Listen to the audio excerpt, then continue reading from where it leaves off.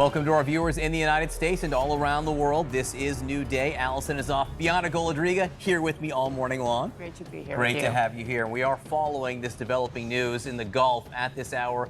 Millions of people on the coast there preparing for a hurricane that is expected to trigger life-threatening floods, perhaps worse than we've seen in 7 decades. Hurricane warnings are in effect all along the Louisiana coast. The tropical storm watches stretch all the way east to the Mississippi-Alabama border.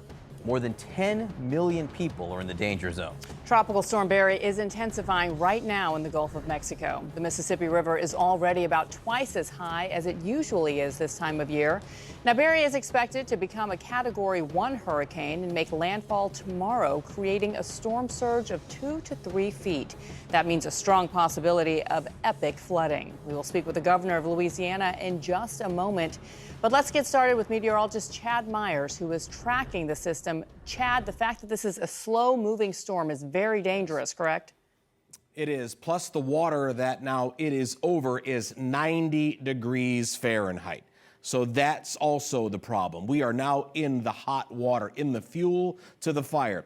The wind speeds went up overnight to 50, and the pressure this morning with the Hurricane Hunter aircraft in it right now is going down. Those two things are bad. Here's the rainfall. It's offshore. That's the good news for now, but guess what? This entire bowling ball is going to move to the north.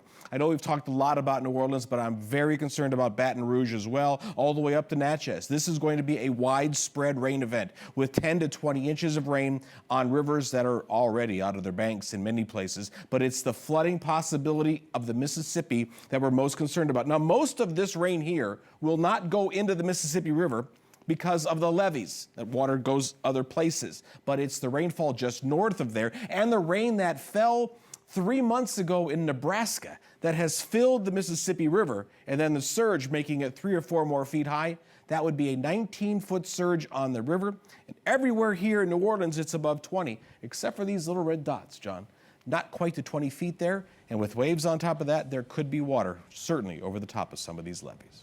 Again, so much reason for concern. Chad Myers, thank you for being with us. We'll let you get back to the data. We'll speak to you again with the new forecast at 8. Joining us now is the governor of Louisiana, John Bel Edwards. Governor, thank you so much for being with us. I've heard you say there are 3 major reasons for concern always of flooding in Louisiana. That's the rain, that's the rivers, and the storm surge, and you're going to get all 3 with this. We are, and you know, the point was well made. We're in our 259th consecutive day of flood fighting on the Mississippi River. Tomorrow morning, we expect Tropical Storm Barry to come ashore in central Louisiana, along the central coast. That'll be the first time, and it'll come on as a hurricane. That'll be the first time we've actually had a hurricane hit Louisiana while the Mississippi River was at flood stage. And so that's a new dynamic.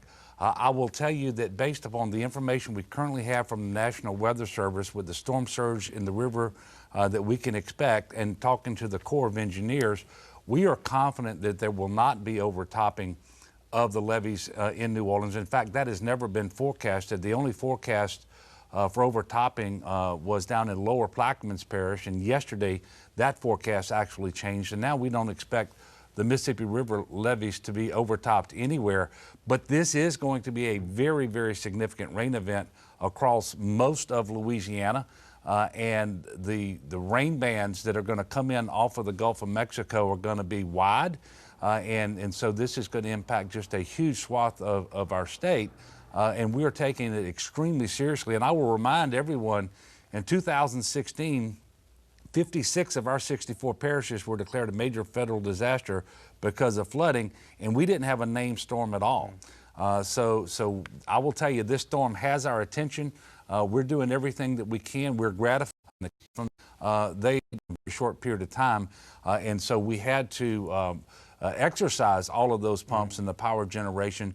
It performed well, but at the same time, you never know exactly what Mother Nature's going to throw at you, and our capacity is to pump only so much rain over a period of time. So it's obviously something we're concerned about, but I'm confident that New Orleans is going to weather this storm in pretty good fashion. All right, that's good. We'll be cautious, but that's good. Governor, any evacuations, and here's your chance. What message do you want to send to the people of Louisiana this morning about how to get ready?